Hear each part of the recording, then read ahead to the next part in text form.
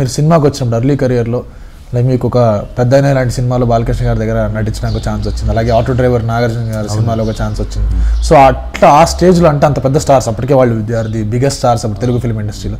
So వాళ్ళ ఫ్రెండ్గా చేయాలన్నా ఆ సినిమాలో చేయాలన్నప్పుడు భయం ఏమైనా వేసింది అసలు ఆ టైంలో?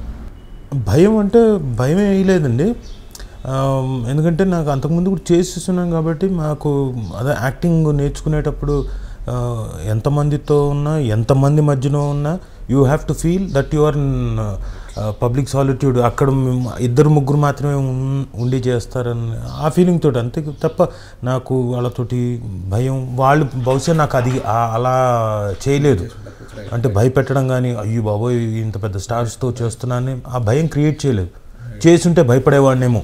అండ్ బాలకృష్ణ గారితో నాకు నేను పెద్దన్నయ్య కానివ్వండి, డిక్టేటర్ కానివ్వండి, పరమవీర్ చక్ర కానివ్వండి, ఇవన్నీ ఆయనతో యాక్ట్ చేశారు.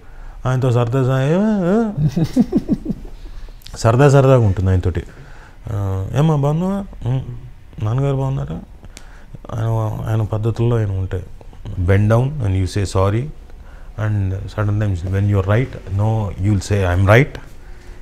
It's same as with any other family. Only thing is understanding level అంటాం కదా.